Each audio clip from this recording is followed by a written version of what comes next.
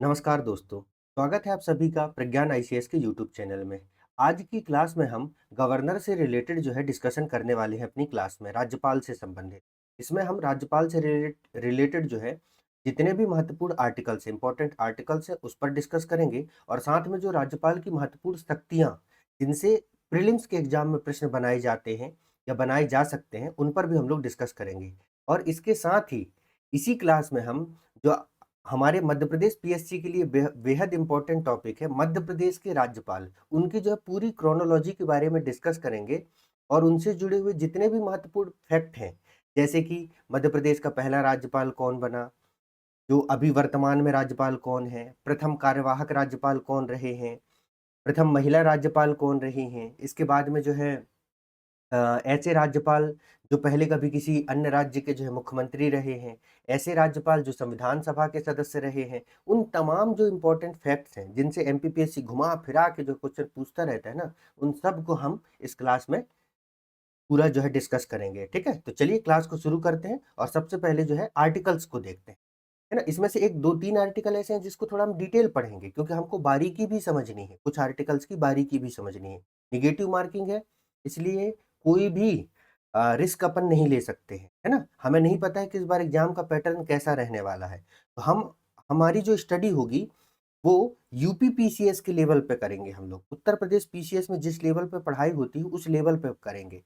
तो जो पुराने छात्र हैं उनके लिए भी इक्वली बेनिफिशियल रहेगा ये क्लास और जो नए छात्र हैं, उनके लिए भी उनको भी समझने में कहीं कोई दिक्कत नहीं होगी और जो पुराने वाले हैं, उनको तो रिवीजन करने में प्रॉपर चीज़ें समझ में आएँगी कि अब तक उन्होंने क्या छोड़ा था, जिस वजह से टेस्ट जो वो सॉल्व करते हैं, यूनिट 5 का जो सॉल्व करते हैं, क्वेश्चन सॉल्व करते हैं, किसी अच्छे इंस्टीट्यूट का, तो जो मार्क्स कम आते हैं, वो उसका रीज़न भी उनको इस क्लास को देखने के बाद पता चल जाए।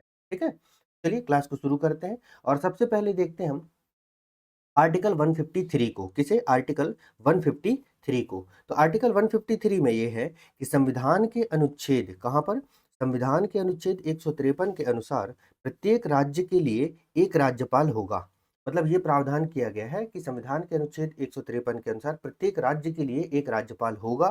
साथ ही एक राज्यपाल एक साथ 2 या 2 से अधिक राज्यों का राज्यपाल नियुक्त किया जा सकता है। मतलब एक ही व्यक्ति को 2 या 2 से अधिक राज्यों का राज्यपाल नियुक्त किया जा सकता है। जैसे मध्य प्रदेश के केस में आनंदीबेन पटेल के साथ हुआ था कि वो मध्य प्रदेश की गवर्नर तो थी ही थी, साइमल्टेनियसली जो है वो गुजरात की भी गवर्नर रही हैं, ठीक है? तो इस तरीके से ये प्रोविज़न यहाँ पर आर्टिकल 153 में हमको देखने को मिलता है।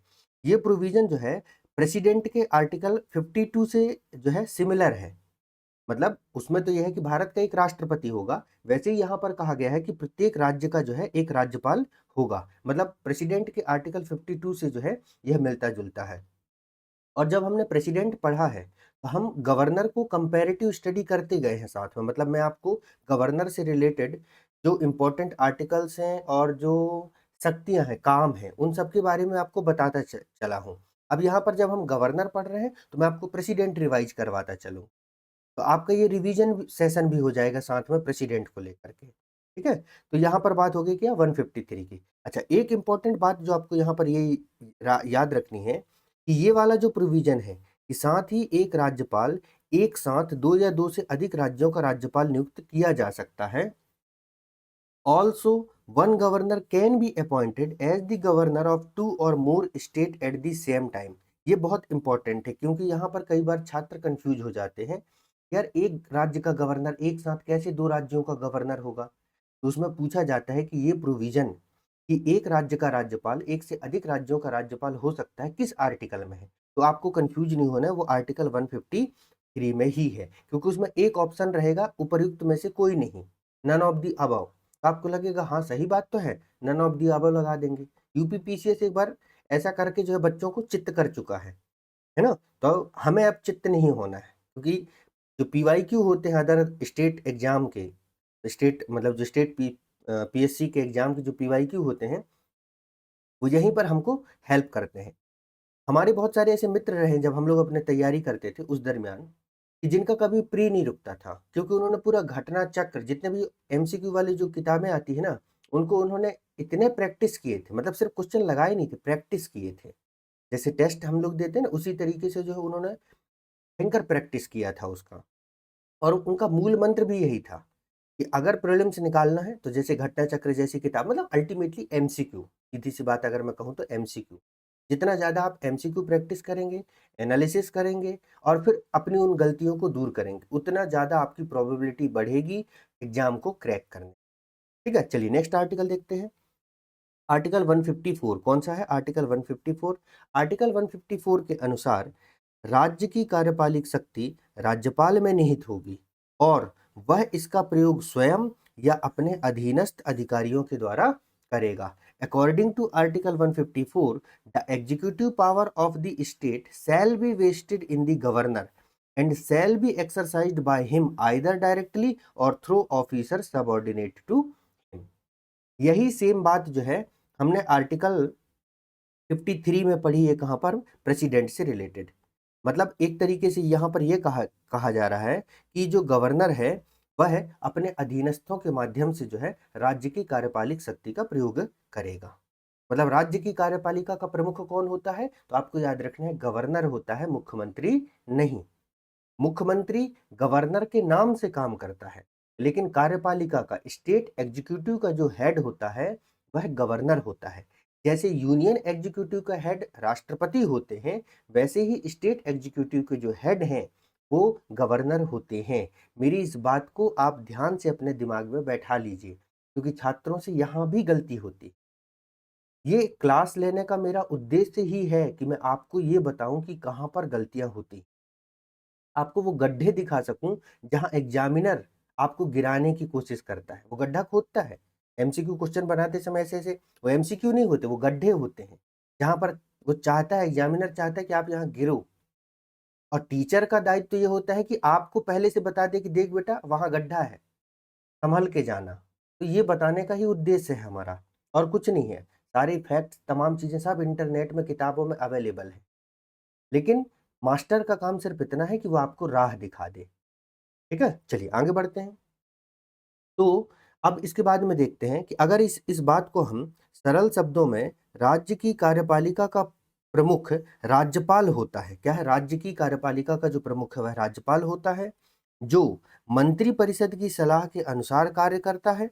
कुछ मामलों में राज्यपाल को विवेकाधिकार दिया गया है, ऐसे मामलों में वह मंत्रिपरिषद की सलाह के बिना भी कार्य करता है। क्या है यहाँ पर? In simple word, the head of the state executive is the governor. ये एक प्रश्न है, ठीक है, ये एक क्वेश्चन है। The head of state executive is the governor who acts according to the advice of council of minister. मतलब यह राज्य मंत्री परिषद के एडवाइस के बेसिस पर काम करता है। In some cases, the governor has been given discretionary power. In such cases, he act even without the advice of the council of minister. मतलब गवर्नर को कुछ विवेकाधीन शक्तियां दी गई हैं, और ऐसे केसेस में वह मंत्री परिषद की सलाह के बिना कार्य कर सकता है। और विवेकाधीन की शक्ति का मतलब ही होता है कि ऐसे कार्य जो आप अपने स्वयं से करते हैं, किसी की एडवाइस, सलाह मशवरे से नहीं, उसको कहा जाता है अपने विवेक से, अपने विजडम से जो काम आप करते हैं, अपने डिस्क्रिशन से जो काम आप करते हैं, अपने डिस्क्रिशनरी पावर को यूज करके, उसे विवेकाधीन शक्ति कहा जाता है। यहाँ तक की बात सभी को स्पष्ट हो गई होगी। अब आगे बढ़ते हैं हम लोग। आगे हम जितने भी महत्वपूर्ण आर्टिकल्स हैं उन पर हम लोग चर्चा कर लेते हैं, और यहाँ पर मैं आपको प्रेसिडेंट के साथ कंपैरेटिव भी बताता चलूंगा, ताकि आपको आर्टिकल्स, प्रेसिडेंट और गवर्नर दोनों के एक साथ चीजें याद हो जाए। सबसे पहले आर्टिकल नंबर पर आता है आर्टिकल 153, जो राज्यों के राज्यपाल से संबंधित है, गवर्नर ऑफ स्टेट से रिलेटेड है। आर्टिकल 154, तो जो हमारा आर्टिकल 154 है, यह राज्य की कार्यपालिक शक्ति से संबंधित है, एग्जीक्यूटिव पावर ऑफ स्टेट, जिसमें कहा गया है कि राज्य की कार्यपालिक शक्ति वह गवर्नर में निहित होगी। The executive power of the state is vested in the governor, वह गवर्नर में निहित होगी। अनुच्छेद 155 जो है वह राज्यपाल की नियुक्ति से संबंधित है। अपॉइंटमेंट ऑफ गवर्नर से रिलेटेड है क्या? अनुच्छेद 155, वेरी मच इंपॉर्टेंट आर्टिकल। ठीक है, राज्यपाल की नियुक्ति से संबंधित। अब जिनको पता है वो फटाफट कमेंट करके बता दो कि राज्यपाल की नियुक्ति कौन करता है, किस प्रकार से करता है। और जिन जो अभी नए स्टूडेंट हैं वो आगे मैं उनको बताऊंगा ही बताऊंगा। ठीक है, फिर आता है अनुच्छेद 156, अनुच्छेद 156 जो है वह राज्यपाल की पदावधि, ठीक है, term of office of governor से रिलेटेड है। किससे रिलेटेड है? Term of office of governor से संबंधित है। कौन? आर्टिकल 156। फिर नेक्स्ट आर्टिकल है आर्टिकल 157। यह राज्यपाल की नियुक्ति के लिए अर्हताओं से संबंधित है। Qualification for appointment as governor, मतलब किस व्यक्ति को गवर्नर बनाया जाएगा, ये गवर्नर बनने के लिए क्या क्वालिफिकेशंस होने चाहिए, इससे रिलेटेड है कौन सा आर्टिकल? आर्टिकल 157। ठीक है, यहां तक की बात। फिर आता है आर्टिकल 158। तो आर्टिकल 158 जो है वह राज्यपाल के पद के लिए शर्तों से संबंधित है। कंडीशंस ऑफ गवर्नर्स ऑफिस से रिलेटेड है। कौन? आर्टिकल 158। आर्टिकल 158 पद के लिए शर्तें, ठीक है, कंडीशंस ऑफ गवर्नर ऑफिस से रिलेटेड है। कौन? आर्टिकल 158। इसके बाद में आता है आर्टिकल 159। तो आर्टिकल 159 जो है वह राज्यपाल द्वारा शपथ या प्रतिज्ञान से संबंधित है। ओथ और अफर्मेशन बाय दी गवर्नर से रिलेटेड है। कौन सा आपका? आर्टिकल 159। ठीक है, तो आर्टिकल 159 भी बहुत इंपॉर्टेंट है क्योंकि राज्यपाल के द्वारा जो शपथ लिया जाता है उससे संबंधित है। अब फिर कमेंट सेक्शन में फटाफट करके बता दो कि राज्यपाल को शपथ कौन दिलाता है। जिनको जानकारियां हैं, जिन्होंने पहले से पढ़ लिया है और अभी रिवीजन कर रहे हैं, वो कमेंट करते चलेंगे साथ में, है ना, इससे आप लोग क्लास में इंगेज रहते हैं। फिर नेक्स्ट आर्टिकल है आर्टिकल 160, अनुच्छेद 160, जो कहता है कि कुछ आकस्मिकताओं में राज्यपाल के कृत्यों का निर्वहन, ठीक है, इसमें ये बात कही गई है, discharge of the function of the governor in certain contingency, मतलब कोई कंटेंजेंसी सिचुएशन है, मतलब गवर्नर एब्सेंट है, तब के कंडीशन में राज्यपाल के कृत्यों को कौन, किसके द्वारा संपादित किया जाएगा। क्योंकि हमें पता है कि राष्ट्रपति और गवर्नर का पद खाली नहीं रह सकता है, क्योंकि इनके बिना कोई बिल, है ना, कोई भी रेजोल्यूशन जो है वह एक्ट या कानून नहीं बन सकता, अधिनियम या कानून नहीं बन सकता। जब तक ये लोग साइन नहीं करेंगे कानून बन ही नहीं सकता, और ये संवैधानिक पद है, ठीक है, तो इनका होना बहुत जरूरी होता है। तो अनुच्छेद 160 इसी का प्रबंध करता है कि मान लो गवर्नर साहब कभी छुट्टी उट्टी में चले गए, तब उनके कृत्यों का निर्वहन कौन करेगा। फिर आता है अनुच्छेद 161। अनुच्छेद 161 जो है वह गवर्नर की क्षमा दान शक्ति से संबंधित है। किससे संबंधित है? क्षमा दान। तो क्षमा आदि की और कुछ मामलों में दंडादेश के निलंबन, परिहार या लघुकरण की राज्यपाल की शक्ति से संबंधित है। ये रिलेटेड है power of governor to grant pardons etc and to suspend, remit और commute sentence in the certain cases। इससे संबंधित है क्या? ये आर्टिकल 161, ये आपको याद रखना है। तो 161 किससे संबंधित है? गवर्नर की क्षमादान शक्ति से। अब जिनको ये पता है कि राज्यपाल और राष्ट्रपति की क्षमादान शक्ति में क्या अंतर है, वो कमेंट में बता दें। और जिनको नहीं पता है मैं उनको बताता चलूं कि राष्ट्रपति जो है वह मृत्यु दंड को भी कर सकता है, मतलब उसके पास कंप्लीट पार्डन, पूर्ण क्षमादान की शक्ति होती है। लेकिन गवर्नर के पास मृत्यु दंड के संदर्भ में कोई शक्ति नहीं होती है, मतलब कंप्लीट पार्डन की शक्ति नहीं होती है गवर्नर के पास। इसके साथ ही राज्यपाल जो सैन्य न्यायालय के दंड है, मिलिट्री कोर्ट के द्वारा जो पनिशमेंट दिया गया है, उसको भी वो कम कर सकता है, लेकिन गवर्नर ऐसा नहीं कर सकता। ठीक है, क्यों? क्योंकि आर्टिकल 52 जो हमारा आर्टिकल 52 है, 52 का सब क्लॉज 2 जो है वह राष्ट्रपति को देश का सुप्रीम कमांडर डिक्लेयर करता है, मतलब उस सर्वोच्च सेनापति है देश का, इसलिए उसे मिलिट्री कोर्ट से रिलेटेड भी पावर है, लेकिन गवर्नर के पास ये पावर नहीं है। तो ये दो अंतर भी याद रखिएगा, नहीं तो अगर कोई उत्तर प्रदेश का पीएससी में क्वेश्चन बनाने वाला एग्जामिनर एमपी में फंस गया ना, तो वो इन्हीं सब जो गड्ढे रहते हैं, इन्हीं गड्ढों के बेसिस पर जो है क्वेश्चन बना देगा। क्लियर है बात? तो ये कुछ बेसिक डिफरेंसेस, मतलब बारीकियां समझते चला कीजिए। आप जब टॉपिक पढ़ते हैं तो आपको बारीकियां समझना है।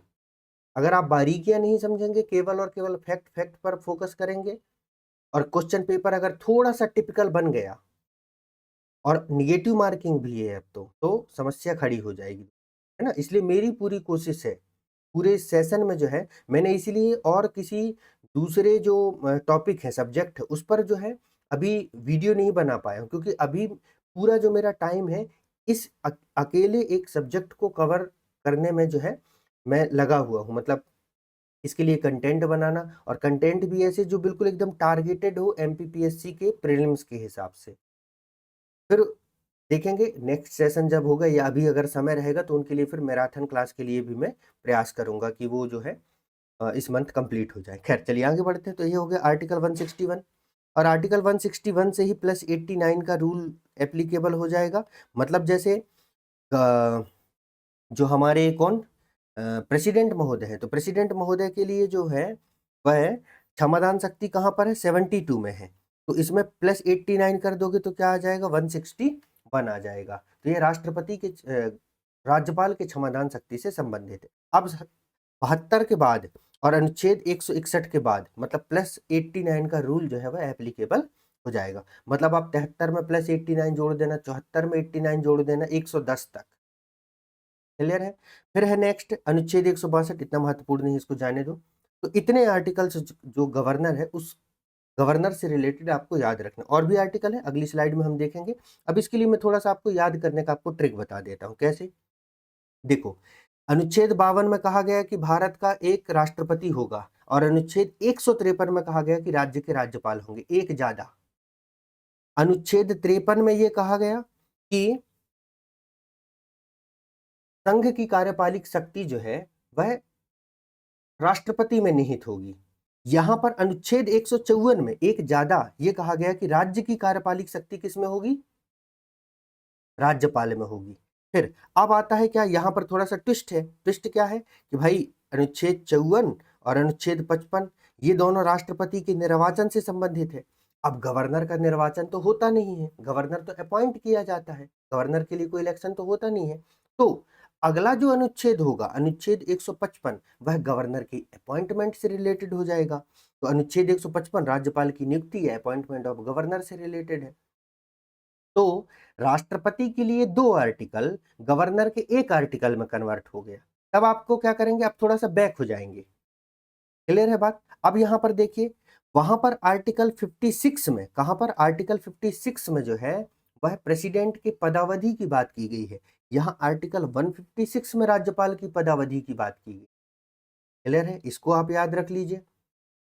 फिर वहां पर जो है अब थोड़ा सा वेरिएशन आएगा। वेरिएशन क्या आएगा, राष्ट्रपति एक कदम आगे चलेंगे और गवर्नर एक कदम पीछे चलेंगे। आर्टिकल 157 है, ये रिलेट नहीं करेगा गवर्नर के साथ। राष्ट्रपति का जो आर्टिकल है वो गवर्नर के साथ रिलेट नहीं करेगा, क्योंकि वहां पर 57 में जो है मतलब राष्ट्रपति दोबारा नियुक्त हो सकता है कि नहीं उसके संदर्भ में है। तो यहाँ पर वो अलग हो जाएगा। जैसे मतलब कैसे, अब इसको क्या करना है, एक कदम पीछे लेके चलोगे गवर्नर को। राज्यपाल की नियुक्ति के लिए जो अर्हताएं हैं, ठीक है, ये आर्टिकल 157 में दी गई है। और राष्ट्रपति पद के लिए जो योग्यताएं हैं वो आर्टिकल 58 में दी गई। मतलब अब राष्ट्रपति एक कदम आगे चलेगा और गवर्नर एक कदम पीछे चलेगा। क्लियर है बात। 150 मतलब 58, आर्टिकल 58, 158 में राज्यपाल के पद के लिए शर्तें हैं, है ना। और वहां पर जो है कहां पर, प्रेसिडेंट में ये हो जाएगा कहां पर, 59 में। कहां पर हो जाएगा, 59 में हो जाएगा। ठीक है। राष्ट्रपति शपथ लेते हैं अनुच्छेद 60 के अंतर्गत, और गवर्नर लेते हैं 159 के अंतर्गत। तो यहाँ पर 3 आर्टिकल ऐसे हैं जहां आप एक कदम पीछे चलेंगे। तो इस तरीके से कोरिलेट करके इसको आप याद करेंगे। ठीक है। अब गवर्नर को हटाने के लिए महाभियोग जैसी कोई प्रक्रिया तो होती नहीं है, तो ये तो होने से रहा। हाँ, एक चीज तो मैं भूल ही गया था कि आप मुझे कमेंट सेक्शन में ये बताओगे कि हमने गवर्नर का पद लिया कहाँ से है, और गवर्नर को जो है अपॉइंट किया जाएगा, गवर्नर को अपॉइंट किया जाएगा, ये प्रोविजन हमने कहाँ से लिया है, क्योंकि ये भी एग्जाम में पूछा जाता है। तो मैं आपको अभी आपको कमेंट करके बताना है। क्लास के लास्ट में मैं आपको बताऊंगा कि हमने गवर्नर के पद से रिलेटेड जो प्रोविजन है वो कहाँ से किया है, और गवर्नर की नियुक्ति की जाएगी ये प्रोविजन हमने कहाँ से किया। ठीक है, चलिए आगे बढ़ते हैं। नेक्स्ट आर्टिकल देखते हैं, आर्टिकल 163। आर्टिकल 163 जो है वह राज्यपाल को सहायता और सलाह देने के लिए एक मंत्री परिषद होगी जिसका प्रमुख चीफ मिनिस्टर होगा। ये इस बात के संबंध में प्रावधान करता है ना। आर्टिकल 163 कहता है कि council of minister to aid and advice of the governor headed by the chief minister of state. तो ये किससे मिलता जुलता है? आर्टिकल 74 से मिलता जुलता है। फिर आर्टिकल 167 जो है वह राज्यपाल को जानकारी देने आदि के संबंध में मुख्यमंत्री के कर्तव्य, मतलब जो duties of chief minister as respect the furnishing of information to governor, इससे रिलेटेड है और यह आर्टिकल 78 से मिलता जुलता है। फिर अनुच्छेद 174 आता है, आर्टिकल 174। आर्टिकल 174 गवर्नर के एक बहुत इंपॉर्टेंट पावर से रिलेटेड है कि गवर्नर राज्य के विधानमंडल का सत्र आहूत कर सकता है। क्या कर सकता है? आहूत कर सकता है, बुला सकता है, सत्रावसान कर सकता है, प्रोरोग कर सकता है और विघटन कर सकता है, डिजॉल्व कर सकता है। मतलब राज्य विधानमंडल को, स्टेट लेजिस्लेचर को, ठीक है, जो गवर्नर है वह सत्र को आहूत कर सकता है, सत्रावसान कर सकता है और उसका जो है विघटन कर सकता है। स्टेट लेजिस्लेचर के सेशन को जो है बुला सकता है, समन कर सकता है, प्रोरोगेशन कर सकता है और डिजॉल्व कर सकता है। ये पावर गवर्नर के पास होती है, विधानसभा अध्यक्ष के पास नहीं। इस बात को अच्छे से अपने दिमाग में फिट कर लीजिए, क्योंकि ये एक इतना बड़ा गड्ढा है जिसमें हर बार मैं कितने छात्रों को गिरते हुए देखता हूँ। क्योंकि उसमें पूछा जाता है कि राज्य विधानसभा के, क्योंकि विधानमंडल की जगह विधानसभा का प्रयोग करते हैं, क्योंकि मध्य प्रदेश में जो है विधान परिषद है नहीं। विधानमंडल में दो चीजें हैं, ये जो विधानमंडल आपको दिख रहा है ना, ये जो विधानमंडल है इसमें दो है चीजें हैं। एक तो है आपका क्या, विधान परिषद, है ना, और एक है आपका क्या, विधानसभा। और मध्य प्रदेश में विधान परिषद नहीं है, केवल क्या है, विधानसभा है, जिसे इंग्लिश में हम कहते हैं स्टेट लेजिस्लेटिव असेंबली, और इसे कहते हैं स्टेट लेजिस्लेटिव काउंसिल, किसी विधान परिषद को। ये हमारे यहाँ नहीं है, विधानसभा है, तो विधानसभा का अध्यक्ष होता है। तो जो विधानसभा का अध्यक्ष होता है उसके पास केवल और केवल जो है वह एडजर्नमेंट की पावर होती है। किसकी पावर होती है? एडजर्न करने की जो है पावर होती है, ना कि सत्र को आहूत करने की, मतलब बुलाने की, सत्रावसान करने की, और ना ही डिजोल्यूशन करने की, मतलब विधानसभा को भंग करने की शक्ति उसके पास नहीं, गवर्नर के पास होती है। और यही ऐसे ही सेम पावर जो है वह प्रेसिडेंट के पास होती है। प्रेसिडेंट पढ़ाए हो तो वहां भी ये बात बताया हूं कि कंफ्यूज मत होना। विधानसभा अध्यक्ष केवल और केवल कुछ समय के लिए जो है स्थगन कर सकता है। क्या कर सकता है? स्थगन कर सकता है, सत्र का, विधानसभा के सत्र का स्थगन कर सकता है, एडजर्न कर सकता है। वो उसे जो है समन नहीं कर सकता, प्रोरोग नहीं कर सकता, डिजॉल्व नहीं कर सकता। ये पावर गवर्नर के पास होती है। ठीक है दोस्तों, चलिए आगे बढ़ते हैं। आर्टिकल जो है 175, तो आर्टिकल 175 जो है वह सदन या सदनों में अभिभाषण और उनको संदेश भेजने का राज्यपाल के अधिकार से संबंधित है। अनुच्छेद 175 वह सदन में अभिभाषण देने का, मतलब राज्यपाल जो है, तो साल का शुरुआती सत्र होता है और जब नई विधानसभा गठित की जाती है तो उसके सत्र को जो है वह अभिभाषण देने के संबंध में जो राज्यपाल की शक्तियां हैं वह अनुच्छेद 175 के तहत है। इसके साथ ही अनुच्छेद 176 में राज्यपाल का विशेष अभिभाषण है। क्या है? राज्यपाल का विशेष अभिभाषण है, विशेष अभिभाषण है, special address by the governor है, आर्टिकल 166 में। फिर आर्टिकल 200 आता है, वेरी मच इंपॉर्टेंट, अनुच्छेद 200। अनुच्छेद 200 राज्यपाल के विधेयकों पर अनुमति देने की शक्ति से संबंधित है, असेंट टू बिल से संबंधित है। इसी को सामान्य भाषा में हम कह देते हैं वीटो पावर। क्या कह देते हैं? वीटो पावर, मतलब सामान्य भाषा में veto power of the governor से रिलेटेड है। जैसे अनुच्छेद 111 जो है वह राष्ट्रपति से संबंधित है। किससे संबंधित है? अनुच्छेद 111 वह राष्ट्रपति से संबंधित है। क्लियर है बात? यहां तक की जो बात है सभी को क्लियर होगी। फिर आता है क्या आपका अनुच्छेद 201। क्या है? अनुच्छेद 201 जो है वह राष्ट्रपति के विचार के लिए आरक्षित विधेयक, है ना। आर्टिकल 201 जो है वह bill reserved for the consideration of the president, मतलब गवर्नर के द्वारा जो राज्य विधानमंडल के द्वारा जो पारित बिल होते हैं, विधेयक जो होते हैं, उन्हें राष्ट्रपति के लिए आरक्षित करने के संदर्भ में जो प्रावधान है वह अनुच्छेद 201 में किए गए हैं। कहाँ पर किए गए हैं? अनुच्छेद 201 में जो है ये प्रावधान किया गया है। ये भी PYQ है MPPSC का। आर्टिकल 200 और आर्टिकल जो है 201, ये दोनों जो है MPPSC इस पर प्रश्न पूछ चुका है। फिर again very much important article, article 213, कौन सा? आर्टिकल 213, 213 जो है वह विधानमंडल के, किसके? विधानमंडल के विश्रांति काल में अध्यादेश जारी करने की राज्यपाल की शक्ति से संबंधित है। किससे संबंधित है? विधानमंडल के विश्रांति काल में अध्यादेश जारी करने की राज्यपाल की शक्ति। Power of governor to promulgate ordinance during recess of the legislature, मतलब सीधी सी बात यह है कि अनुच्छेद 213 गवर्नर के, किसके? गवर्नर के ऑर्डिनेंस पावर से रिलेटेड है। किससे रिलेटेड है? ऑर्डिनेंस पावर से रिलेटेड है, अनुच्छेद 213। और ऐसे ही राष्ट्रपति में कौन सा अनुच्छेद है? अनुच्छेद 123। अनुच्छेद 123 किससे संबंधित है? राष्ट्रपति से। और अनुच्छेद 213 किससे संबंधित है? गवर्नर से। फिर आता है अनुच्छेद 217। तो अनुच्छेद 217 में जो प्रोविजन है वो ये है कि राष्ट्रपति द्वारा, किसके द्वारा? राष्ट्रपति द्वारा उच्च न्यायालय के न्यायाधीशों की नियुक्ति के मामले में राज्यपाल से सलाह लेना। किससे सलाह लेना? राज्यपाल से सलाह लेना। कहाँ पर? जो उच्च न्यायालय के न्यायाधीश हैं उनकी नियुक्ति के मामले में राज्यपाल से सलाह लेना। मतलब यहाँ पर जो है क्या होता है, वह consultation with the governor by the president in the matter of appointment of the high court जजेज। क्योंकि हाई कोर्ट तो स्टेट में होते हैं, तो हाई कोर्ट में जब जजों की नियुक्ति की जाती है वो किसके द्वारा की जाती है? राष्ट्रपति के द्वारा की जाती है। राज्यपाल तो केवल उनको शपथ दिलाता है, नियुक्ति राष्ट्रपति महोदय करते हैं।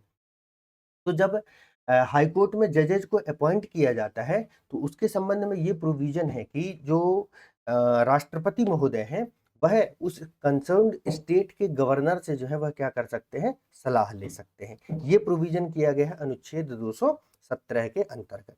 यहाँ तक की बात सभी को स्पष्ट हो गई होगी दोस्तों। चलिए आगे बढ़ते हैं हम लोग। आगे कौन सा है? अब हाँ, अब देखते हैं कि राज्यपाल की नियुक्ति किस प्रकार से होती है। तो देखिए, संविधान के अनुच्छेद 155 के अनुसार, मैं किस तरफ हूँ? राइट हूँ कि लेफ्ट हूँ? ओके, मैं अभी जो है वह लेफ्ट साइड हूँ, है ना, तो इसको राइट कर लेता हूँ।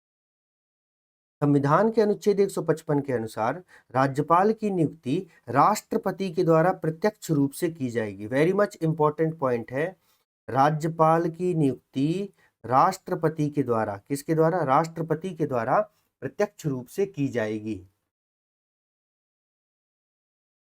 किंतु वास्तव में राज्यपाल की नियुक्ति राष्ट्रपति द्वारा प्रधानमंत्री की सिफारिश पर की जाती है, क्योंकि राष्ट्रपति तो अपने मन से जो है ना वह सीखता तक नहीं है, जो भी काम करता है वो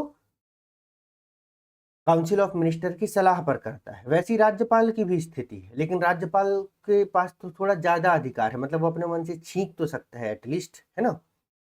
तो राज्यपाल की नियुक्ति प्रधानमंत्री की सिफारिश पर की जाती है। राज्यपाल की नियुक्ति के संबंध में दो अन्य परंपराएं भी जुड़ी हुई हैं, मतलब इसके साथ इसके संबंध में दो अन्य परंपरा भी जुड़ी हुई है। एक्चुअली ये परंपरा वो परंपराएं हैं जिसे SR बोम्मई केस में जो है सुप्रीम कोर्ट के द्वारा सजेस्ट किया गया था। मतलब सुप्रीम कोर्ट ने हाँ, SR बोम्मई केस और सरकारिया आयोग ने जिसके संदर्भ में सिफारिश दी थी, सरकारिया आयोग।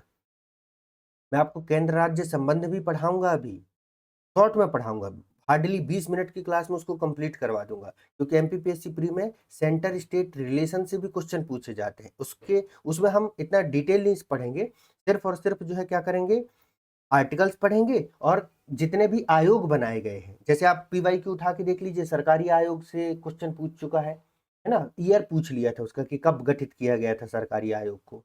तो इस तरीके के क्वेश्चन जो है हमारे इजीली सॉल्व हो जाए। फिर बाकी मेंस में तो हम डिटेल पढ़ेंगे, 2-4 दिन की क्लास चलेगी सेंटर स्टेट रिलेशन पर। ठीक है, चलिए आगे बढ़ते हैं। तो अन्य दो परंपराएं भी है। क्या परंपराएं हैं? किसी व्यक्ति को उस राज्य का राज्यपाल नहीं नियुक्त किया जाएगा जिसका वह निवासी है। मतलब मान लीजिए कोई व्यक्ति मध्य प्रदेश का ही है, तो उसे मध्य प्रदेश में ही राज्यपाल नहीं बनाया जाएगा, क्योंकि इससे इंटरेस्ट इफेक्टेड होता है। फिर दूसरी चीज, राज्यपाल की नियुक्ति से पहले संबंधित राज्य के मुख्यमंत्री से विचार विमर्श किया जाएगा।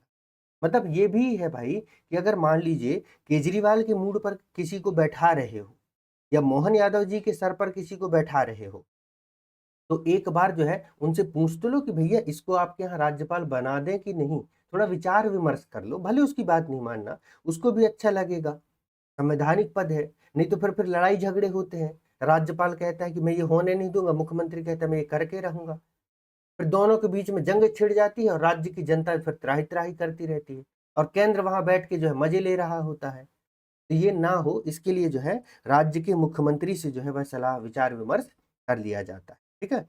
लेकिन इन दोनों परंपराओं का कई मामलों में उल्लंघन देखने को भी मिलता है, क्योंकि केंद्र सरकार तो जानबूझ के ऐसे राज्यपाल को अपॉइंट करते हैं जो वहां जाकर के अगर वो मुख्यमंत्री उसी पार्टी से संबंधित नहीं है, मतलब अगर मुख्यमंत्री बीजेपी वाला नहीं है या कांग्रेस वाला नहीं है, तो केंद्र में जिनकी सरकार है, मान लो बीजेपी की सरकार है केंद्र में, और राज्य में किसकी सरकार है, कांग्रेस की सरकार है, तो ऐसे व्यक्ति को राज्यपाल बना के भेजेंगे ना, जो वहां कांग्रेस वाले मुख्यमंत्री की जो है आप समझ लो कि जीना दुश्वार कर दे, ऐसे व्यक्ति को मुख्यमंत्री बना के भेजा जाएगा, ठीक है। तो ये सब चलता रहता है, राजनीतिक रसाकसी है ये। अब देखते हैं राज्यपाल के संबंध में योग्यता, बहुत इंपॉर्टेंट है, आर्टिकल 157। तो राज्यपाल के संबंध में क्या योग्यताएं हैं? राज्यपाल के संबंध में योग्यता, पहली बात तो ये है कि एक तो वह भारत का नागरिक हो, कहाँ का नागरिक हो, भारत का नागरिक हो, he must be a citizen of India, and second वह 35 वर्ष की आयु पूरी कर चुका हो, मतलब he must have completed 35 years of the age. तो मैं आपको बता चुका हूँ, राज्यपाल, गवर्नर, प्रेसिडेंट, वाइस प्रेसिडेंट, है ना, गवर्नर, प्रेसिडेंट, वाइस प्रेसिडेंट, ये तीन ऐसे हैं जिनके लिए जो है मिनिमम एज, कौन सा मिनिमम एज जो है वह 35 साल चाहिए, किसके क्या चाहिए, 35 साल चाहिए। अब मैं आप लोगों से एक ट्रिकी क्वेश्चन पूछ लेता हूँ, आप मुझे कमेंट सेक्शन में बताना, सुप्रीम कोर्ट या हाई कोर्ट का जज बनने के लिए मिनिमम एज कितना चाहिए? मैक्सिमम तो आपको पता ही होगा कि मैक्सिमम जो है सुप्रीम कोर्ट में 65 साल है और हाई कोर्ट में 62 साल है। मिनिमम कितना चाहिए कमेंट में मुझे बताइए, ठीक है। चलिए आगे बढ़ते हैं। हाँ, तो ये गवर्नर, प्रेसिडेंट, वाइस प्रेसिडेंट के लिए मिनिमम एज कितना, 35 साल। इसके साथ और भी याद कर लो, लोकसभा, विधानसभा, लोकसभा और विधानसभा, इनके लिए मिनिमम एज कितनी चाहिए, 25 साल।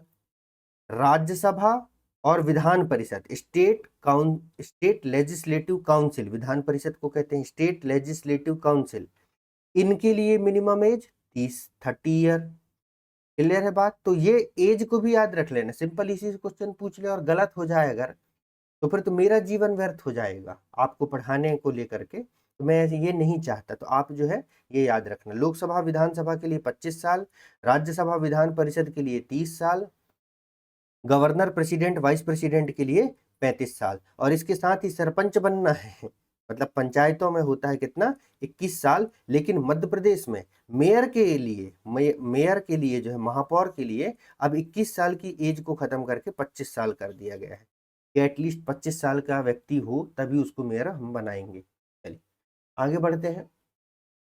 हाँ, एक ये कुछ शर्तें हैं आर्टिकल 158 में दी गई है, और शर्त वही है कि राज्यपाल अन्य कोई लाभ का पद धारण नहीं करेगा। अब लाभ का पद क्या है ये मैं आपको एक्सप्लेन कर चुका हूं प्रेसिडेंट वाले चैप्टर में। तो लाभ का पद तो आप समझ लीजिए सभी जगह आएगा, ठीक है, चाहे वह राष्ट्रपति हो, चाहे उपराष्ट्रपति हो, चाहे गवर्नर हो, सभी जगह ये आएगा कि वह व्यक्ति लाभ का पद धारण ना करता हो।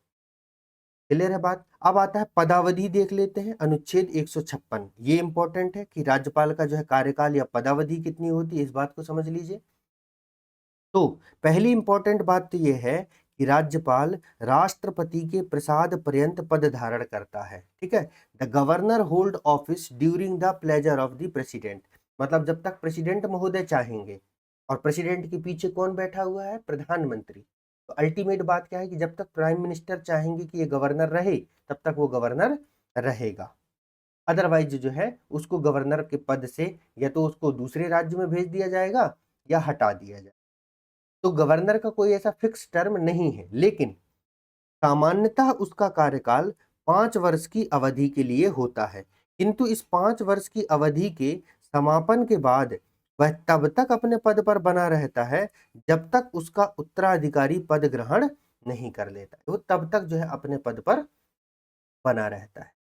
ये बात आप लोगों को स्पष्ट हो गई होगी कि सामान्यतः उसका कार्यकाल कितना होता है, 5 वर्ष होता है, जैसे राष्ट्रपति का होता है, उपराष्ट्रपति का होता है।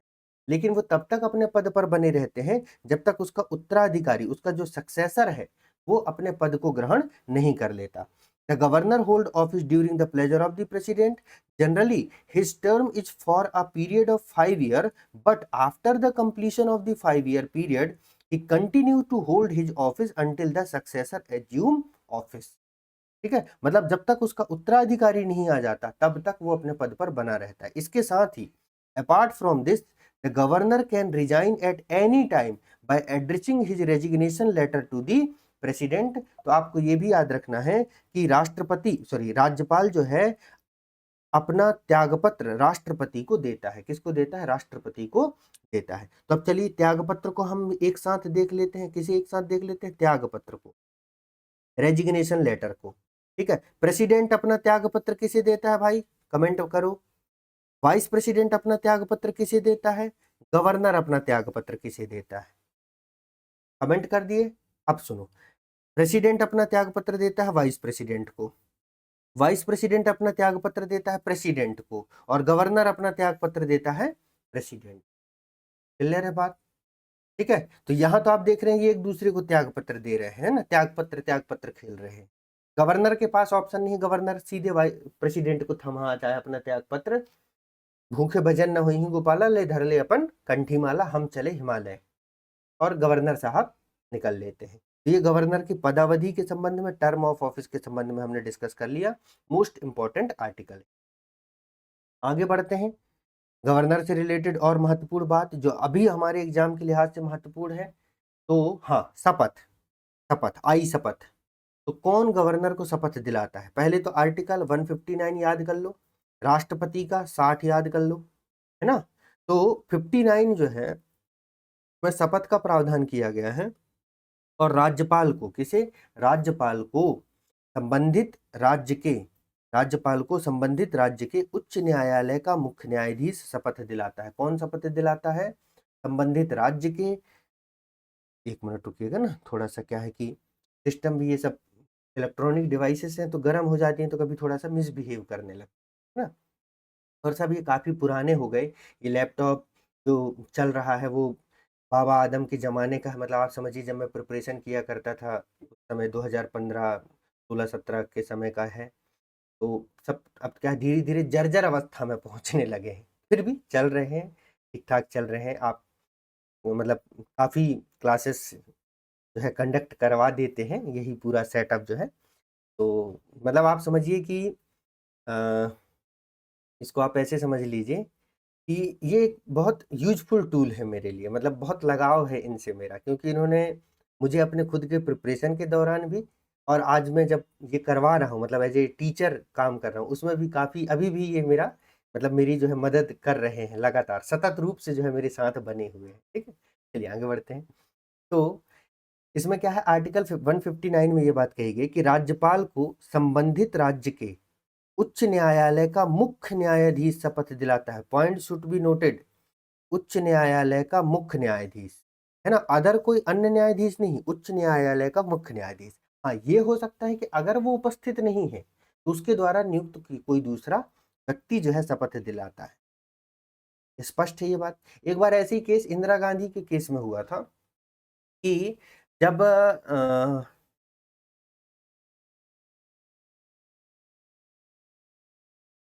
इंदिरा गांधी, हाँ, राजीव गांधी इंदिरा गांधी के केस में ये हुआ है, एग्जैक्ट मैं भी रिकॉल नहीं कर पा रहा हूँ कि जब राज इंदिरा गांधी की शायद हत्या हुई है, तो राजीव गांधी को प्रधानमंत्री पद की शपथ दिलानी थी, और उस समय जो हमारे देश के प्रेसिडेंट थे वो भारत में नहीं थे।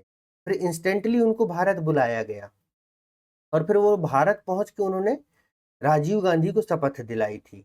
या ये बात इंदिरा गांधी के संदर्भ में है? चलो देख लेंगे, जैसा भी होगा कमेंट सेक्शन में बता दूंगा। तो ये हो गया कि अब ये शपथ हो गया। अब वेतन भत्ते अभी नहीं पूछता है प्रीलिम्स के एग्जाम में, तो इसको जाने दीजिए, ये महत्वपूर्ण नहीं है। हाँ, विशेषाधिकार है, इम्यूनिटी है, मतलब गवर्नर को जो है कुछ विशेष अधिकार दिए गए हैं, उसको जान लीजिए। तो उन्मुक्तियां तथा विशेषाधिकार, इम्यूनिटीज एंड प्रिविलेजेस गवर्नर को प्रदान किए गए। क्या विशेषाधिकार है भैया? पहली विशेषाधिकार ये है गवर्नर को, चार तो है। पहला विशेषाधिकार ये है गवर्नर के पास कि गवर्नर न्यायालय के प्रति अनुत्तरदायी होता है, मतलब non answerability to the court. मतलब गवर्नर जो भी काम करता है उसके लिए वह न्यायालय में जवाबदेह नहीं होता है। राज्यपाल अपने पद की शक्तियों के प्रयोग और कर्तव्यों के पालन के लिए किसी भी न्यायालय के प्रति उत्तरदायी नहीं होता है। The governor is not answerable to any court for the exercise and performance of the power and duties of the office. मतलब राज्यपाल अपने पद पर रहते हुए जो भी काम करता है उसको लेकर के बाद में, जैसे वो जब रिटायर हो गए या जो भी चीजें, उसके लिए कोर्ट में वो आंसरेबल नहीं होता। पहली बात। दूसरी बात, आपराधिक कार्यवाही से सुरक्षा। इसका क्या मतलब हुआ? राज्यपाल को पदावधि के दौरान उसके विरुद्ध किसी भी न्यायालय में कोई आपराधिक कार्यवाही प्रारंभ नहीं की जा सकती है। Protection from the criminal proceeding, मतलब उसके अगेंस्ट कोई भी क्रिमिनल प्रोसीडिंग नहीं की जा सकती। गवर्नर बनाने से पहले सारी चीजें आप चेक कर लो। क्लियर है बात? और अगर मान लो ऐसा कोई केस है कि गवर्नर था व्यक्ति, हो जाता है कई बार चीजें, किसी को निपटा ही दिए, तो पहले गवर्नर पद से रिजाइन करेंगे, उसके बाद फिर उनके ऊपर कार्यवाही होगी। जब तक गवर्नर बन के रहेंगे उनको अरेस्ट नहीं किया जा सकता है। फिर थर्ड है गिरफ्तारी और कारावास से सुरक्षा। जब राज्यपाल पद पर आसीन होता है तो उसकी गिरफ्तारी या कारावास के लिए किसी भी न्यायालय से कोई आदेश जारी नहीं किया जा सकता। Protection from the arrest and imprisonment के संबंध में प्रावधान किया गया है। फिर आता है क्या नेक्स्ट, सिविल कार्यवाही में सुरक्षा। राज्यपाल के पद ग्रहण करने से पहले या उसके बाद व्यक्तिगत क्षमता में किए गए किसी कार्य के संबंध में सिविल कार्यवाही करने के लिए 2 महीने पूर्व उसे सूचना देना आवश्यक है। Protection and civil proceedings. तो ये सारे उन्मुक्तियां या विशेषाधिकार, प्रिविलेजेज या इम्यूनिटीज जो है वह गवर्नर को प्रदान की गई है। किसको प्रदान की गई है? गवर्नर को। तो आपको ये याद रखना है, ये विशेषाधिकार है जो गवर्नर को प्रदान किया गया। दृष्टि घटना चक्र जो या तो आप खुद से सॉल्व कीजिए या मैंने अपने ही इसी चैनल पर सॉल्व करवाया, वहां पर जाके देखिए उत्तर प्रदेश ने इसी गवर्नर के जो प्रिविलेजेज है उस पर कैसे ऑब्जेक्टिव क्वेश्चन बनाया है। ठीक है, उसको सॉल्व कीजिए तो आपको समझ में आएगा कि प्रश्न कितने तरीके से बन सकते हैं। आगे बढ़ते हैं अब हम लोग। अब इधर की अभी चीजें जो है महत्वपूर्ण नहीं है, वो सब मेंस में हम लोग डिटेल में पढ़ेंगे। अभी जो इंपॉर्टेंट चीजें वो बता देता हूँ। अभी जो मैं आपको बता रहा हूं वो राज्यपाल की कार्यपालिका के संबंधी शक्ति है, एग्जीक्यूटिव पावर है या एग्जीक्यूटिव फंक्शन है गवर्नर की। उसमें से एक बहुत महत्वपूर्ण फंक्शन है गवर्नर का, वो ये है कि मान लीजिए अगर राज्य में संवैधानिक तंत्र विफल हो जाए, क्या हो जाए? राज्य में संवैधानिक तंत्र विफल हो जाए, कॉन्स्टिट्यूशनल मशीनरी फेल हो जाए। अब कॉन्स्टिट्यूशनल मशीनरी फेल हो जाए इसका क्या मतलब है? संविधान का मशीन फेल हो जाए नहीं, संविधान के राज्य में जो शासन है, जो सरकार है, वह संविधान के हिसाब से न चले। जैसे बहुत ज्यादा भ्रष्टाचार बढ़ जाए, राज्य में बहुत ज्यादा गरीबी हो जाए, तानाशाही करने लगे मुख्यमंत्री जो है तानाशाही करने लग जाए, राज्य में जो है लॉ एंड ऑर्डर डिस्टर्ब हो जाए, जैसे मणिपुर के केस में हुआ था, जम्मू कश्मीर के केस में हुआ है, या पंजाब में हुआ है। अभी तक भारत के इतिहास में सबसे लंबा जो राष्ट्रपति शासन है वो पंजाब में ही लगाया गया था, उसके लिए तो संविधान में संशोधन करने की जरूरत पड़ गई थी। तो कोई इस तरीके की जो सिचुएशन आ जाए तो इसको कहा जाता है राज्य में संवैधानिक तंत्र का जो है विफल हो जाना, constitutional failure of the constitutional machinery. तो ऐसे कंडीशन में राज्यपाल, कौन? राज्यपाल जो है, राज्यपाल राष्ट्रपति से राष्ट्रपति शासन लागू करने की सिफारिश करता है। बिना राज्यपाल के सिफारिश के राज्य में राष्ट्रपति शासन नहीं लगाया जा सकता। क्लियर है बात? इसीलिए तो केंद्र सरकार अपने पसंदीदा व्यक्ति को राज्यपाल बना के भेजते हैं। जैसे ममता बनर्जी के नाक पे दम करने के लिए धनखड़ जी को भेजा गया था।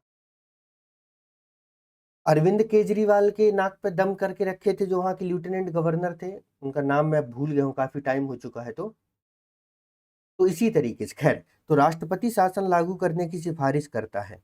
राष्ट्रपति शासन लागू होने पर राज्यपाल केंद्र सरकार के अभिकर्ता के रूप में कार्य करता है।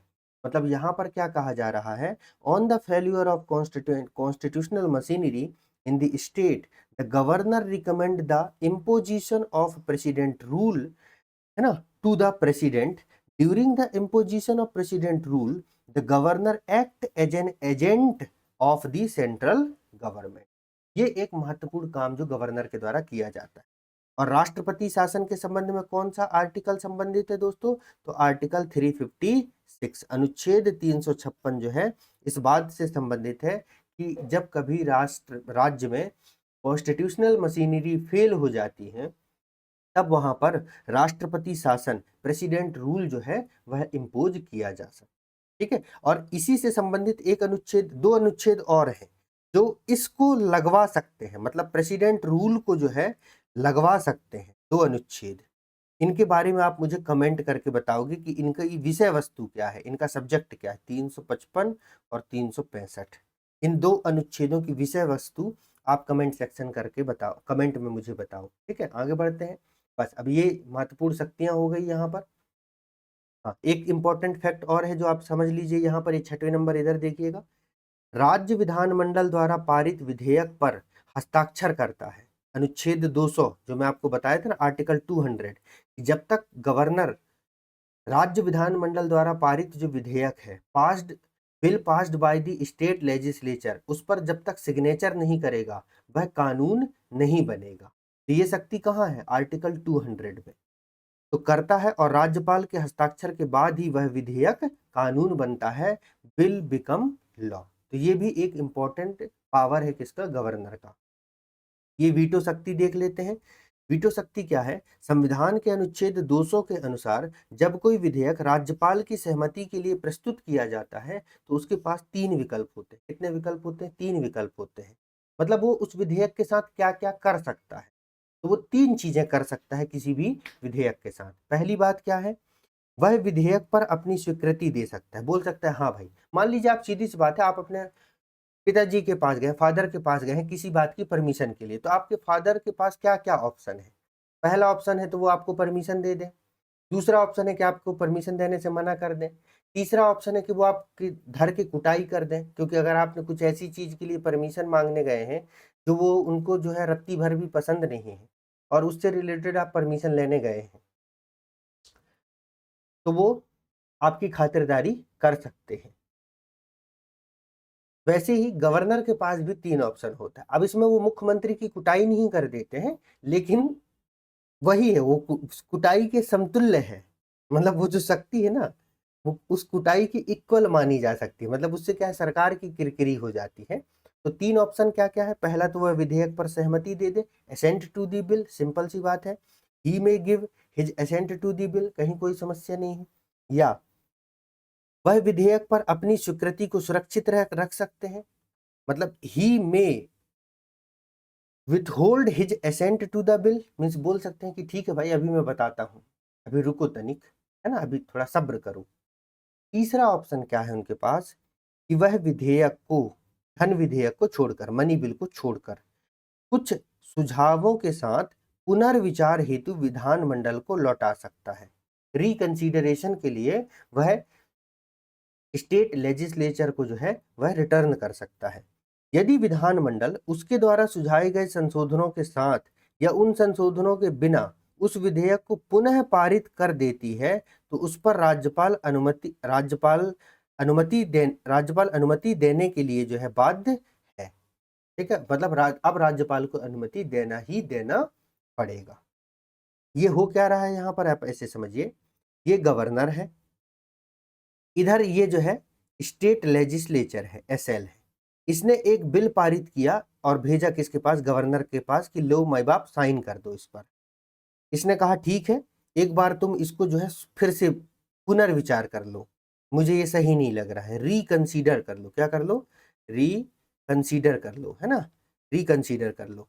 स्टेट लेजिस्लेचर ने इस पर पुनर्विचार कर लिया, करे तो ना करे तो फिर से इसको पारित किया जाएगा स्टेट लेजिस्लेचर के द्वारा और फिर इसको गवर्नर के पास भेजा जाएगा। तो बोला जाएगा माई बाप अब तो दस्तखत कर दो।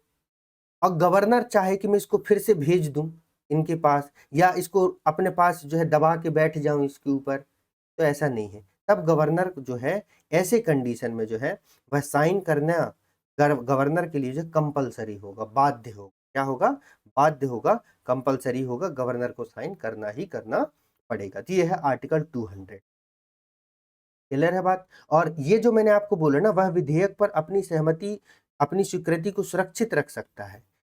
withhold his assent to the bill, ये वाला जो प्रोविजन है यहीं पर वो एक तरीके से जो है वह सस्पेंसिव वीटो का यूज कर रहा है। किसका यूज कर रहा है? सस्पेंसिव वीटो, निलंबनकारी वीटो का यूज कर रहा है। ठीक है, इस वीटो का यूज ये इसी पॉइंट में कर रहा है। चलिए आगे बढ़ते हैं हम। अब आता है अनुच्छेद 201। कौन सा अनुच्छेद? अनुच्छेद 201, जिसमें वह आर्टिकल 201, जिसमें वह प्रेसिडेंट के लिए, किसके लिए?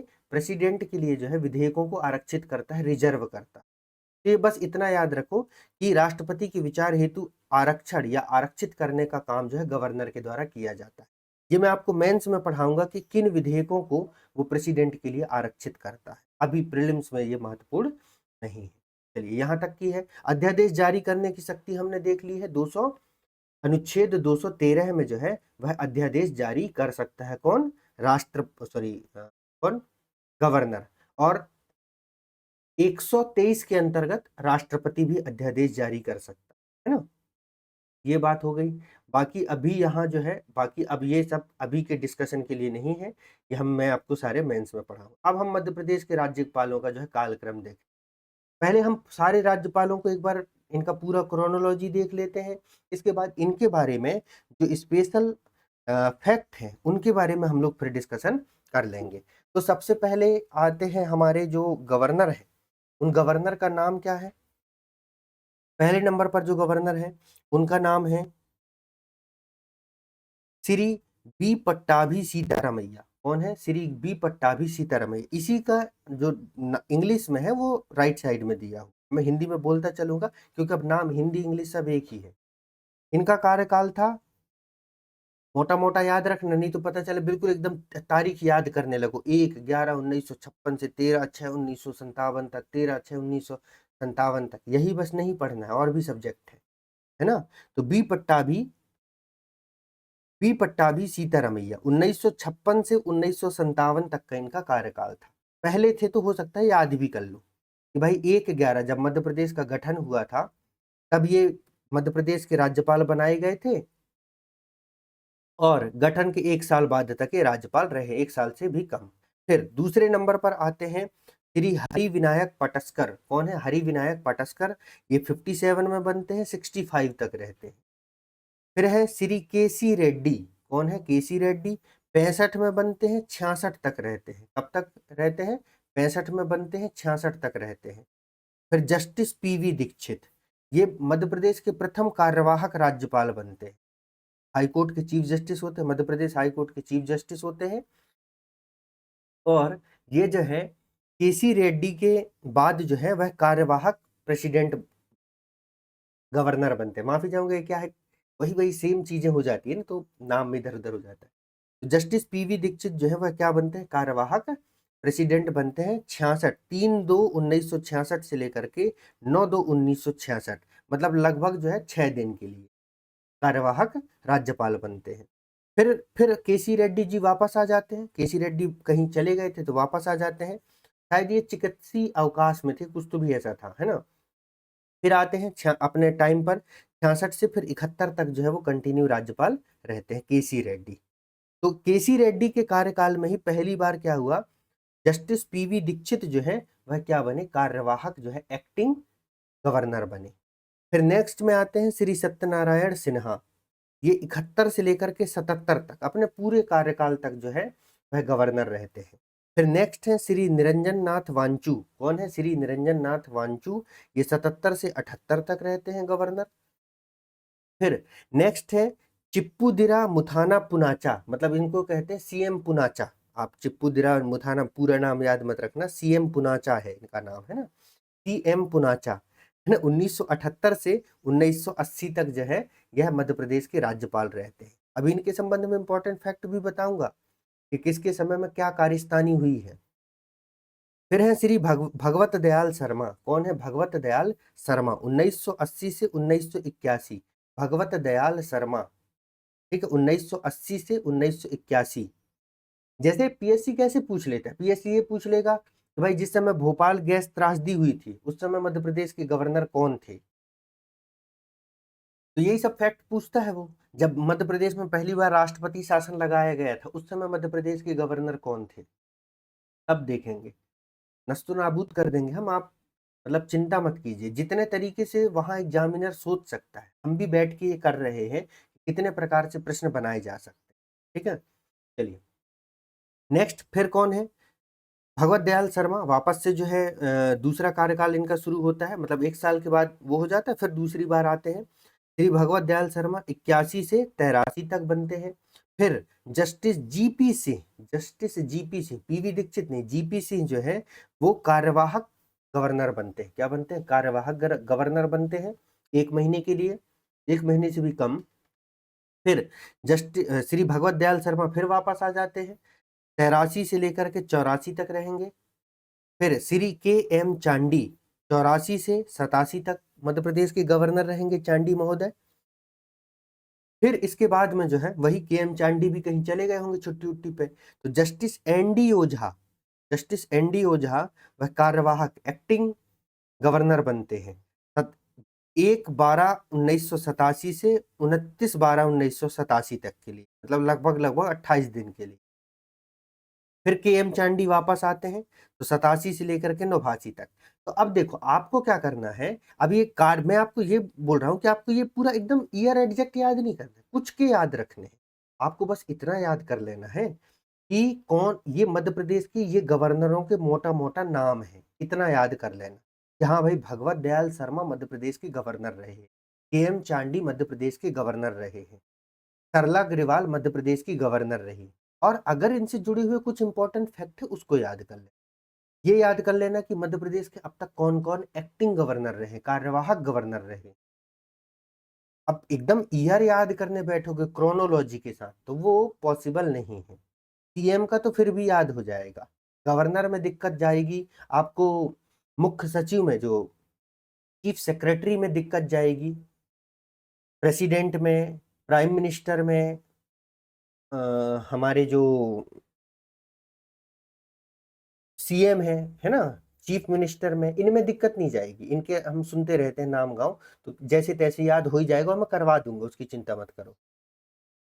फिर आपके जो है गवर्नर हैं, ठीक है, तो इनमें थोड़ी सी समस्या जाएगी, तो वहां पर तरीका मैं आपको बता दे रहा हूँ। चलो, क्योंकि मैं खुद भी चीजों को रट्टा मारने से बहुत बचता हूँ, तो मैं कुछ स्मार्ट तरीके ढूंढता रहता हूँ बैठ के कि कैसे इसको मैं एग्जामिनेशन हॉल तक लेके चला जाऊं। ट्रिक नहीं, स्मार्ट तरीके। ट्रिक अलग है, न्यूमोनिक्स अलग है, और स्मार्ट वे जो है वो एक अलग है कि चीज़ों को को रिलेट करके, क्योंकि फिर ट्रिक भी तो भूल जाती है ना चीज़ें। मेरे साथ तो ये समस्या है कि मान लो मैं ट्रिक से याद करके जाऊं तो वो ही भूल गया, पता चले कि इसका ट्रिक कौन सा था। खैर चलिए आगे बढ़ते हैं। तो अब आते हैं के एम चांडी। के एम चांडी के बाद में श्रीमती सरला ग्रेवाल, वेरी मच इंपॉर्टेंट नाम। इनका टाइम पीरियड याद रखिएगा कि ये 1989 में, 1989 में जो है, 1989 से 1990 तक के लिए मध्य प्रदेश की गवर्नर रहती हैं, और ये मध्य प्रदेश की प्रथम महिला गवर्नर है, ठीक है। फिर नेक्स्ट है कुंवर महमूद अली खान, 1990 से 93। डॉक्टर मोहम्मद शफी कुरैशी, 1993 से 1998। ये इन्हीं का टाइम पीरियड रहा है, डॉक्टर मोहम्मद शफी कुरैशी की टाइम पीरियड में वह मध्य प्रदेश में पंचायती राज के संबंध में प्रावधान किया गया। 1994 का एक्ट याद कर लो, मध्य प्रदेश पंचायती राज अधिनियम 1994। और जिस समय भोपाल गैस त्रासदी हुआ है उस समय जो गवर्नर थे, कब हुआ है, दिसंबर में ना, 1 मिनट, 1984, और 2 से 3 दिसंबर में हुआ है ना। दिसंबर मतलब कौन सा महीना कहला गया, 12वां महीना। 12वां महीना, तो के एम चांडी रहे होंगे। कौन रहेंगे? के एम चांडी, है ना, के एम चांडी। देखिए 15/5/1984, और घटना कब की है? 2-3 दिसंबर की, मतलब 3 दिसंबर हम मान के चलते, 3 दिसंबर जो है 1984 की घटना है। दिसंबर मतलब 12वां महीना। तो इस समय के एम चांडी जो है वह मध्य प्रदेश के गवर्नर रहते हैं। मुख्यमंत्री कमेंट सेक्शन में बताओ। फिर नेक्स्ट गवर्नर है श्री राम प्रकाश गुप्त, 2003 से 2004 तक ये रहते हैं। श्री कृष्ण मोहन सेठ ये कार्यवाहक गवर्नर होते हैं। डॉक्टर बलराम जाखड़, इनका नाम भी इंपॉर्टेंट है, 2004 से 2009 तक ये मध्य प्रदेश के गवर्नर रहते हैं। डॉक्टर बलराम बलराम जाखड़, ये डॉक्टर बलराम जाखड़ लोकसभा के अध्यक्ष भी रहते हैं, स्पीकर भी रहते हैं, है ना। श्री रामेश्वर ठाकुर, 2009 से 2011। श्री राम नरेश यादव, 2011 से 2016 तक ये रहते हैं, राम नरेश यादव। फिर श्री ओपी कोहली, 2016 से लेकर के 2018 तक, 2016 से 2018 तक जो है वह मध्य प्रदेश के गवर्नर रहते हैं। कौन? श्री ओपी कोहली। फिर श्रीमती आनंदीबेन पटेल, आपको पता है आनंदीबेन पटेल पहले गुजरात की मुख्यमंत्री रहती हैं। तो 2018 से लेकर के 2019 तक जो है ये मध्य प्रदेश की गवर्नर रही हैं, और इसके साथ ही इनको गुजरात का भी अतिरिक्त कार्य दिया गया था। फिर श्री लालजी टंडन, जिनके समय में शायद व्यापम घोटाला का केस वेस था ना, कुछ ऐसा, तो 2019 से लेकर के 2020 तक ये रहे हैं। फिर आती हैं श्रीमती आनंदीबेन पटेल, 2020 से 2021 तक। और अभी वर्तमान में कौन है भैया? मंगू भाई छगन भाई पटेल जी जो हैं वो अभी वर्तमान में मध्य प्रदेश के क्या हैं? गवर्नर हैं। 2021 से अभी वर्तमान तक मंगू भाई छगन भाई पटेल जो है ये मध्य प्रदेश के गवर्नर। तो ये मध्य प्रदेश के गवर्नर की सारी लिस्ट हो गई। अब हम इनके बारे में थोड़ा सा ब्रीफ डिस्कशन कर लेते हैं, जो इंपॉर्टेंट है उनके बारे में। दिया सबका है कंटेंट में, मैंने स्लाइड में सारे गवर्नर्स के बारे में जो है थोड़ा सा ब्रीफ डिस्क्रिप्शन दे दिया, आप इसको रीड कर लेना नोट्स से। जो बहुत इंपॉर्टेंट है वो मैं आपको बता देता हूँ, ताकि इनका आप नाम याद रखें। सबसे पहले तो आते हैं डॉक्टर पट्टाभी सीतारमैया। कौन है? डॉक्टर जो है पट्टाभी सीतारमैया, आंध्र प्रदेश से थे। आपको पता है ये वो व्यक्ति थे जो संविधान सभा में भी थे, क्योंकि आजादी की लड़ाई में भी ये रहे हैं, है ना, जो स्वतंत्रता आंदोलन था उसमें भी ये रहे हैं। ठीक है, और इनके बारे में एक इम्पॉर्टेंट फैक्ट ये भी है कि जो जेवीपी कमेटी बनाई गई थी ना, जेवीपी याद होगा, जवाहरलाल नेहरू, वल्लभ भाई पटेल और पट्टाभी सीतारमैया भाषाई आयोग, भाषा के आधार पर राज्यों के गठन के संबंध में कांग्रेस की एक कार्यकारी समिति बनाई गई थी हर कमीशन के बाद, उसमें भी ये मेंबर रहते हैं। कौन? पट्टाभी सीतारमैया। पूरा नाम इनका नाम है भोगराज पट्टाभी सीतारमैया, वो नहीं है अभी, थोड़ा सा सीटा हो गया है तो ता है, ये है ना, ता है, वो फॉन्ट का मिस्टेक है। इनकी एक समाचार पत्र था जिनका नाम था जन्मभूमि। क्या है? जन्मभूमि एक समाचार पत्र। किताब की अगर हम बात करें तो नेशनल एजुकेशन और हिस्ट्री ऑफ कांग्रेस, ये इनकी इंपॉर्टेंट बुक है, उसमें हिस्ट्री ऑफ कांग्रेस इंपॉर्टेंट है। ये जो कांग्रेस का जयपुर अधिवेशन हुआ था स्वतंत्रता के बाद 1948 से 50 में, तब ये कांग्रेस के अध्यक्ष बने थे। वैसे तो ये बनने वाले थे 1939 में कांग्रेस के अध्यक्ष, लेकिन आपको पता है कि 1939 में जो है वह क्या हो गया था, सुभाष चंद्र बोस जी के साथ जो है थोड़ा सा यहाँ पर थोड़ी वो हो गई थी ना, मैं क्या कहूँ, रसाकसी हो गई थी। त्रिपुरी अधिवेशन जो हुआ था 1939 में, इन्होंने गांधी जी के द्वारा जो है समर्थित ये रहे हैं वहाँ के जो है त्रिपुरी अधिवेशन में। ठीक है, तो सुभाष चंद्र बोस से ये हार गए थे, बाद में ये बने थे शायद तक अध्यक्ष, एग्जैक्ट अभी मैं रिकॉल नहीं कर पा रहा हूँ। तो 1939 के जो है त्रिपुरी अधिवेशन है, कांग्रेस सेशन में हम इसको और देख लेंगे। फिर है श्री हरिविनायक पाटस्कर, इन्हें 1963 में पद्म विभूषण से सम्मानित किया गया था, और जब ये विधि मंत्री के रूप में हिंदू कोड बिल पारित करवाने में इनकी भूमिका रही है। ये वही हिंदू कोड बिल है जिसके कारण श्यामा प्रसाद मुखर्जी को इस्तीफा देना पड़ गया था। फिर यही हिंदू कोड बिल है जिसकी वजह से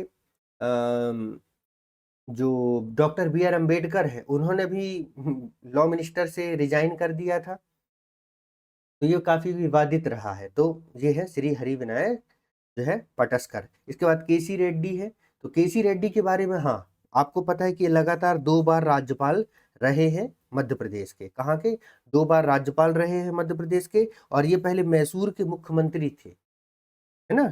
कहाँ के मुख्यमंत्री थे? मैसूर के मुख्यमंत्री थे, जो वर्तमान में तमिलनाडु का क्षेत्र है, वहाँ के ये मुख्यमंत्री थे केसी रेड्डी पहले। तो ये फैक्ट भी आपको याद रखना है, क्योंकि आजकल एमपीपीएससी काफ़ी घुमा फिरा के पूछने लगा है। श्री पीवी दीक्षित के बारे में अगर हम देखें, ये मध्य प्रदेश उच्च न्यायालय के मुख्य न्यायाधीश रहे हैं, और ये प्रथम कार्यवाहक राज्यपाल रहे हैं, और इसके साथ ही ये प्रथम राज्य लोकायुक्त भी रहे, मतलब मध्य प्रदेश राज्य में प्रथम राज्य लोकायुक्त भी बने थे ये, ठीक है।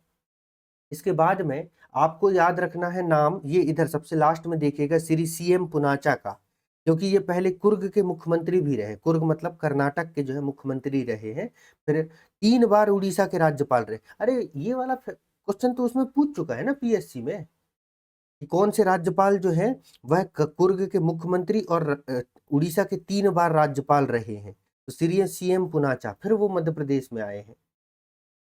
श्री भगवत दयाल शर्मा, ये ऐसे गवर्नर हैं जिनका जन्म भारत के बाहर हुआ था, ठीक है, भारत के बाहर। इसमें कहीं लिखा भी होगा श्री भगवत दयाल शर्मा के बारे में, अभी अब मैं आगे तो बता भी दूंगा। इनका जन्म जो है ना लाहौर पाकिस्तान में हुआ था। तो ये हरियाणा के प्रथम मुख्यमंत्री भी रहे हैं भैया, भगवत दयाल शर्मा हरियाणा के प्रथम मुख्यमंत्री। एमपीपीएससी इस पर भी प्रश्न पूछ चुका है ना, हरियाणा के प्रथम मुख्यमंत्री। मध्य प्रदेश के सर्वाधिक 3 बार राज्यपाल रहे हैं, और उड़ीसा के भी राज्यपाल ये रहे हैं। क्लियर है बात? फिर जीवीपी सिंह के बारे में हमने देख लिया, मध्य प्रदेश के दूसरे कार्यवाहक राज्यपाल।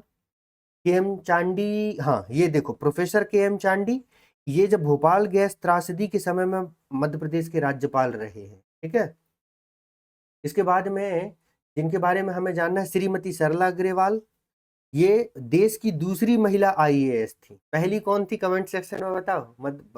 भारत की पहली महिला आईएएस कौन थी? आईपीएस तो नाम सबको याद होगा, किरण बेदी।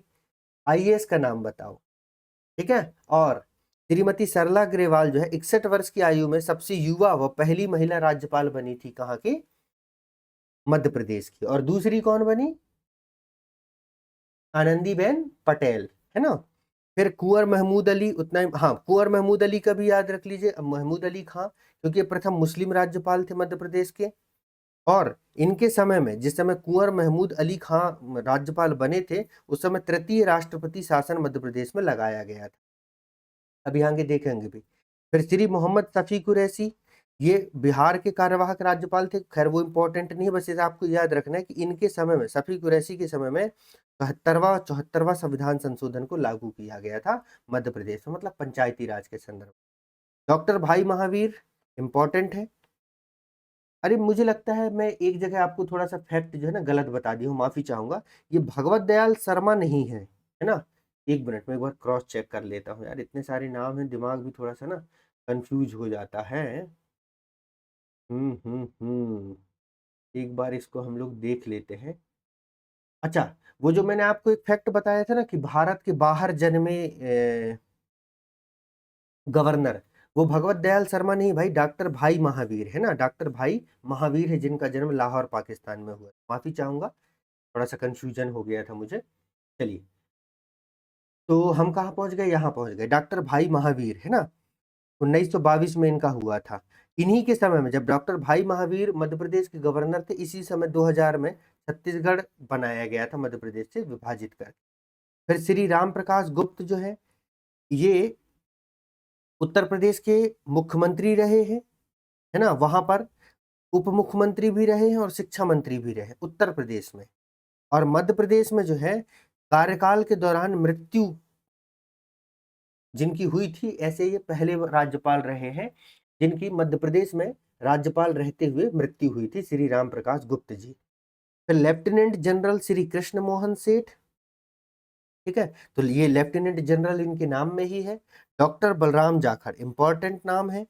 ये लगातार 2 बार तक लोकसभा के अध्यक्ष रहे हैं। 2 बार तक जो है वह लोकसभा के अध्यक्ष रहे हैं, ठीक है। फिर बाद में जो है इनको मध्य प्रदेश का क्या बनाया गया? राज्यपाल बनाया गया। फिर श्री रामेश्वर ठाकुर, इतना इंपॉर्टेंट नहीं है। श्री राम नरेश यादव का याद रखिएगा, क्योंकि ये उत्तर प्रदेश के मुख्यमंत्री भी रहे हैं, है ना। और दूसरे सबसे अधिक उम्र 83 वर्ष की उम्र में इनको मध्य प्रदेश का राज्यपाल बना के भेजा गया था कि जाओ वहां लड़खड़ाते घूमते फिरते रहना। श्री ओपी कोहली, है ना, फिर श्री ओपी कोहली के बारे में अब हमने देख लिया। श्रीमती आनंदीबेन पटेल के बारे में भी देख लीजिए। ये गुजरात की प्रथम महिला मुख्यमंत्री रही है जो मध्य प्रदेश की, और मध्य प्रदेश की दूसरी महिला राज्यपाल रही है। ठीक है, और वर्तमान में उत्तर प्रदेश की राज्यपाल है। अब है कि नहीं एक बार चेक कर लेना। फिर श्री लालजी टंडन, है ना, ये बिहार के राज्यपाल रहे हैं पहले। ठीक है, और पद पर रहते हुए जो है इनकी मृत्यु हुई है। पद पर रहते हुए मृत्यु हुई, और सबसे अधिक उम्र में इनकी नियुक्ति हुई थी 84 साल में। कब? 84 साल में। फिर आते हैं श्री मंगू भाई छगर भाई पटेल, है ना, ये मध्य प्रदेश के वर्तमान राज्यपाल हैं। इनके बारे में तो सारी चीजें ही जान लो आप। ये पहले गुजरात विधानसभा के उपाध्यक्ष रहे हैं, वहां पर वन मंत्री भी रहे हैं, और एम्स भोपाल में इन्होंने एक सिकल सेल वार्ड स्थापित करवाया है। सिकल सेल वार्ड, जब मध्य प्रदेश में पेसा एक्ट लागू किया गया है 15 नवंबर 2022 को। कब? 15 नवंबर 2022 को जब मध्य प्रदेश में पेसा एक्ट लागू हुआ है, तब ये मध्य प्रदेश के राज्यपाल रहे हैं। इन्होंने पेसा एक्ट की घोषणा की थी मध्य प्रदेश में, और कहां से? कमेंट में बताओ। फिर सिकल सेल उन्मूलन 2047 का जो लक्ष्य है, उसके लिए इन्होंने डाक टिकट का विमोचन भी किया है, छगन भाई पटेल जी। यहां तक की बात जो है भैया सभी को क्लियर हो गई होगी। अब ये फैक्ट है जो मैंने अभी आपको वहां पर बता दिया है, सारी चीजें एक बार यहाँ एक साथ दिया हुआ है, आप लोग इसको रिवाइज कर लेना। ये दूसरा फैक्ट है जिसमें भी सारी चीजें मैं जब राज्यपाल पढ़ाता गया हूं तो वहां पर मैं आपको बताते चला हूं कि कब कौन से राज्यपाल रहे। ये फैक्ट जो है आप रिवाइज कर लेना। आप विश्वास मानिए आपके गवर्नर से रिलेटेड क्वेश्चन गलत नहीं होंगे, बस इनको पढ़ लेना। ये बड़ी मुश्किल से एक जैसी चीजों को एक साथ लाया गया है कि प्रथम राज्यपाल कौन रहे हैं, सबसे कम समय तक राज्यपाल कौन रहे हैं, सबसे अधिक समय तक कौन रहे हैं, प्रथम कार्यवाहक राज्यपाल कौन रहे, इनसे ही फैक्ट पूछता है। समझ रहे हो? जहां पर कुछ स्पेशल हो वहीं से प्रश्न बनते हैं। तो आपको जो है इसको हम्म, मतलब जो है हल्के में नहीं लेना, लापरवाही मत करना, नजरअंदाज मत करना, क्योंकि एग्जाम होने के बाद चाहे आप मेरे ऑफलाइन स्टूडेंट हैं या ऑनलाइन स्टूडेंट हैं, ऑफलाइन में तो मुझे पता चल जाएगा अगर आपने क्वेश्चन गलत किया तो, और अगर पता चला तो फिर खैर नहीं है, है ना। तो ये हो गया। इसके बाद में आता है ये वाला पोर्शन, कौन से राज्यपाल किसका कहाँ जन्म हुआ, ठीक है, लोकसभा के अध्यक्ष कौन रहे, सब इंपॉर्टेंट बातें जो है यहाँ पर एक साथ दी। हाँ, ये बता देता हूँ, जब मध्य प्रदेश में राष्ट्रपति शासन लगाया गया था, तो जब प्रथम राष्ट्रपति शासन लगा है 1977 में, तब हमारे यहाँ राज्यपाल थे सत्यनारायण सिन्हा। मुख्यमंत्री कौन थे? कमेंट सेक्शन में बताओ। फिर जब दूसरी बार राष्ट्रपति शासन लगा है 1980 में, तब थे सीएम पुनाचा। और जब तीसरी बार राष्ट्रपति शासन लगा है मध्य प्रदेश में, तब महमूद अली खान थे मध्य प्रदेश के गवर्नर। इस समय मुख्यमंत्री कौन थे ये मुझे कमेंट सेक्शन में आप लोग बताएंगे। ठीक है, फिर ये राज्यपाल और संबंधित राज्य के मुख्यमंत्री, जैसे केसी रेड्डी मैसूर के मुख्यमंत्री थे, डॉक्टर भगवत दयाल शर्मा हरियाणा के थे, पीवाईक्यू में पूछ चुका है एमपीपीएससी। श्री राम प्रकाश गुप्त उत्तर प्रदेश के थे, श्री राम नरेश यादव उत्तर प्रदेश के मुख्यमंत्री रहे हैं, श्रीमती आनंदीबेन पटेल गुजरात के मुख्यमंत्री रहे हैं। ठीक है, तो होता भी है कि भाई मुख्यमंत्री थे।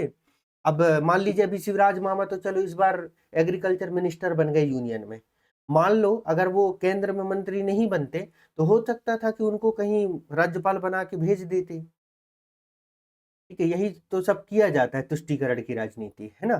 फिर ऐसे राज्यपाल जो संविधान सभा के सदस्य रहे, कहाँ के सदस्य रहे हैं? संविधान सभा के सदस्य रहे। डॉक्टर पट्टाभी सीतारामैया, श्री एच.वी. पाटस्कर, केसी रेड्डी, सत्यनारायण सिंह और सीएम पुनाचा, ये वो राज्यपाल हैं जो संविधान सभा के भी सदस्य रहे हैं। तो इस तरीके दोस्तों, इस तरीके से हमने अपनी इस क्लास में, थोड़ी क्लास लंबी हो गई, लेकिन ये है कि जितने भी महत्वपूर्ण फैक्ट हैं गवर्नर से रिलेटेड उस पर हमने डिस्कशन कर लिया। फिर मिलेंगे नेक्स्ट सेशन में, तब तक के लिए आप सभी लोगों का बहुत बहुत धन्यवाद क्लास से जुड़ने के लिए। जय हिंद दोस्तों।